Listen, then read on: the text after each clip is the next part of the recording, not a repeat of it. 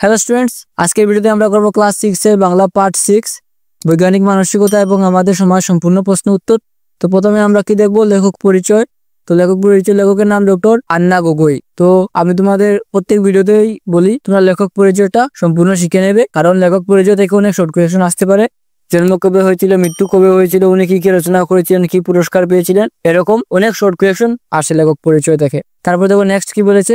Next 1 নম্বর, সবাই পাঠটি শুদ্ধ উচ্চারণ করে পড়ো আর জটিল শব্দগুলোর সঙ্গে পরিচয় হোক। তো তোমরা কি করবে, এই পাঠটি ভালো করে পড়বে উচ্চারণ করে। তারপর দেখো 2 নম্বর কি বলেছে, নিচের প্রশ্নগুলোতে হা বা না লেখো। আমরা হা বা নাই কি দেব, উত্তর দেব। তো মানুষ স্বাভাবিকভাবেই কৌতূহলী, এটা সত্যি কথা। মানুষ সবসময় কি কৌতূহলের মধ্যেই থাকে। তারপর দেখো ক নম্বর কি বলেছে, কিছু সংখ্যক প্রাচীন রীতিনীতির সঙ্গে বৈজ্ঞানিক কারণও জড়িত থাকে, এটা সত্যি কথা। তারপর দেখো বিভিন্ন প্রচার মাধ্যমে প্রচারিত রাশিফল সম্পূর্ণ বিজ্ঞানসম্মত, এটা সত্যি নয়। রাশিফল বিজ্ঞানের সাথে কোনো সম্পর্ক নেই, তো এটা কি, এটা ভুল। তারপর দেখো নেক্সট কি বলেছে। নেক্সট 3 নম্বর, নিচের প্রশ্নগুলোর উত্তর দাও। ক নম্বর কি বলেছে দেখো, বৈজ্ঞানিক মন ও মানসিকতা বলতে কি বুঝো। তারপর ক নম্বর দেখো, সাপে কামড় দিলে আমাদের কি করা উচিত। তারপর গ নম্বর, কেন আমাদের সমাজ থেকে অন্ধবিশ্বাসগুলো দূর করতে হবে। তো দেখো আমি এখানে কমপ্লিট উত্তর লিখে দিয়েছি। আমি তোমাদেরকে বলবো তোমরা এই যে চ্যাপ্টার আছে, চ্যাপ্টারটা ভালো করে পড়বে। চ্যাপ্টারটা পড়লে আমরা অনেক জিনিস কিন্তু শিখতে পারবো। যেমন দেখো, কেন আমাদের সমাজ থেকে অন্ধবিশ্বাস দূর করতে হবে, কারণ এই আধুনিক যুগেও অনেকের হাতে গলায় পায়ের মধ্যে কি মাদুরি দেখা যায়। তো এটা তো অন্ধবিশ্বাস ছাড়া আর কিছু নয় আমার যা মনে হয়। তো তোমরা যদি চ্যাপ্টারটা পড়লে অনেক কিছু বুঝতে পারবে যে কোনটা অন্ধবিশ্বাস না, ঠিক আছে। তারপর দেখো নেক্সট কি বলেছে 4 নম্বর কি বলেছে, নিচের ক অংশের শব্দের সঙ্গে ক অংশ অর্থ মিলিয়ে দাও। তো দেখো আমি এখানে উত্তরটা করে দিয়েছি, তোমরা শুধু স্ক্রিনশট নিয়ে নাও আর সাথে সাথে তোমরা খাতার মধ্যে এগুলো নোট করতে পারো। তারপর দেখো 5 নম্বর কি বলেছে, নিচের প্রশ্নগুলোর উত্তর দাও। তো ক নম্বর দেখো, বাইরে থেকে বেরিয়ে আসার পর সেই কাপড়েই রান্না করে ঢুকতে না দেওয়া কি কোনো সংস্কার, এই কাজের পেছনে কি ধরনের বৈজ্ঞানিক ব্যাখ্যা লুকিয়ে রয়েছে। তো এই উত্তরটা তোমরা পড়লে পেয়ে যাবে বৈজ্ঞানিক ব্যাখ্যাটা কি। তারপর দেখো ক নম্বর কি বলেছে, বৈজ্ঞানিক মানসিকতার অধিকারী হতে হলে ব্যক্তির শিক্ষিত হওয়াটা কি জরুরি।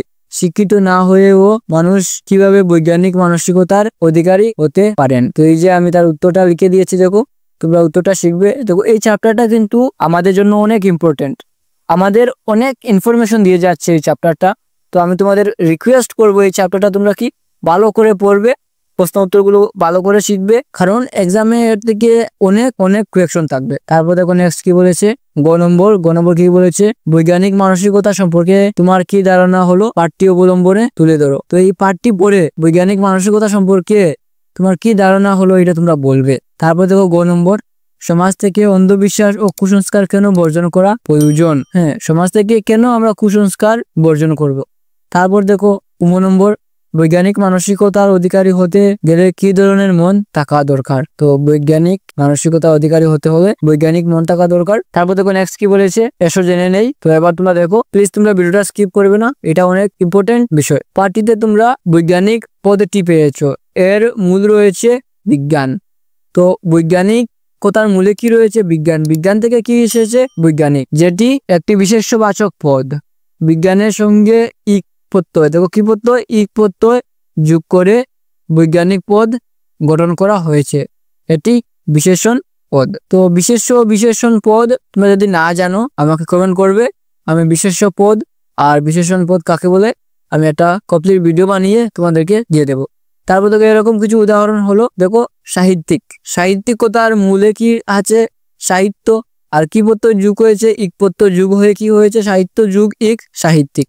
ঈশ্বর যুগ ইক ঐশ্বরিক, বেদ যুগ ইক বৈদিক, রাজ্য যুগ ইক রাজ্যিক। তারপর দেখো স্বভাব যুগ ইক স্বাভাবিক, মূল যুগ ইক মৌলিক, মুখ যুগ ইক মৌখিক। তো কমপ্লিট আসে এখানে।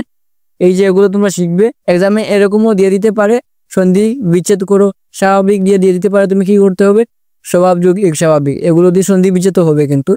তারপর দেখো নেক্সট কি বলেছে 6 নম্বর, পাঠে প্রাপ্ত বৈজ্ঞানিক পদটি বিজ্ঞান বিশেষ্য পদের বিশেষণ রূপ। একইভাবে দেখো বিশেষ্য পদ হলো শরীরের বিশেষণ পদ কি হবে, শারীরিক। কিরকম, শরীর যুগ ইক মিলে কি হবে, শারীরিক। ইতিহাস যুগ ইক ঐতিহাসিক। একইভাবে সবগুলো এখানে দেখো তোমরা করতে পারবে, আমি আশা করি যে তোমরা করতে পারবে, এগুলো অনেক ইজি। যদি তোমরা একবার বুঝে যাও।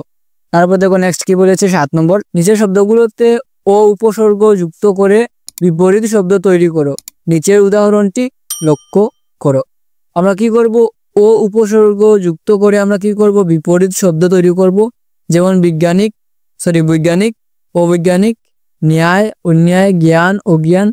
তো সম্পূর্ণ এখানে করে দেওয়া আছে।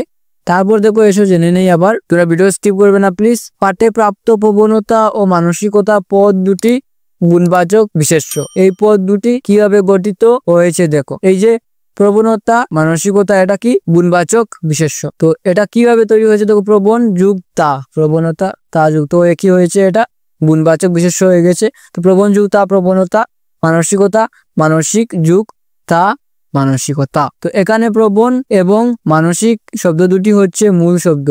মূল শব্দের সঙ্গে তাপত্যয়, দেখো কি তাপত্যয় যোগ করে নতুন একটি অর্থপূর্ণ শব্দ গঠিত হয়েছে। তো আমি আশা করছি তোমরা বুঝতে পারছো। যদি বুঝতে না পারো আমি বারবার তোমাদের বলছি, তোমরা প্লিজ কমেন্ট করবে। তারপর দেখো নেক্সট কি বলেছে 8 নম্বর কি বলেছে, এখানে নিচের শব্দগুলোর গুণবাচক বিশেষ্য রূপটি লেখো। তো গুণবাচক মানে কি, যেমন মনে করো এখানে কি দেওয়া আছে, নম্র যুগ গুণবাচকের শেষে আমরা কি তাপত্য যোগ করবো। তো নম্র যুক্তা নম্রতা, সরল যুক্তা সরলতা, দুর্বল যুক্তা দুর্বলতা, নম্র যুক্তা নম্রতা। তারপর দেখো এসে জেনে নেই মেঘনাদ সাহা 1893 খ্রিস্টাব্দে জন্ম হয়েছিল, 1956 খ্রিস্টাব্দে নাকি পরলোক গমন করেন। তো এক্সামে তোমাদের এরকম আসতে পারে টিকা লেখো মেঘনাদ সাহা। তো এখান থেকে এতটুকু তোমরা কি উত্তর লিখে দেবে। তারপর দেখো আবার রাজশেখর বসু 1880 খ্রিস্টাব্দে ওনার জন্ম হয়েছিল, আর 1960 খ্রিস্টাব্দে উনি কি পরলোক গমন করেন। তারপর এখান থেকে এতটুকু এক্সামে যদি আসে লিখে দেবে। এক্সামে আসলে 3 মার্ক 4 মার্ক বা 2 মার্ক এরকম দেওয়া থাকতে পারে, তো তুমি এটা লিখে নেবে। দেখো আমরা শুধু এক্সামে লেখার জন্য পড়ি না, আমরা পড়ি যাতে আমরা নতুন জিনিস শিখতে পারি। তো আমি তোমাদেরকে এটাই বলবো, শুধু এক্সামে লেখার জন্য পড়বে না। তারপর দেখো নেক্সট কি বলেছে। তো স্টুডেন্টস কোয়েকশন 8 এর সাথে সাথে আমাদের এই ভিডিও এখানে কমপ্লিট হলো। নেক্সট ভিডিওতে আমরা নেক্সট চ্যাপ্টার ডিসকাস করবো। ভিডিওটি যদি তোমার জন্য হেল্পফুল হয়ে থাকে ভিডিওটিতে লাইক করে শেয়ার করে দেবে, আর যারা নতুন চ্যানেলে প্লিজ তোমরা চ্যানেলটিকে সাবস্ক্রাইব করে দেবে। Thanks for watching.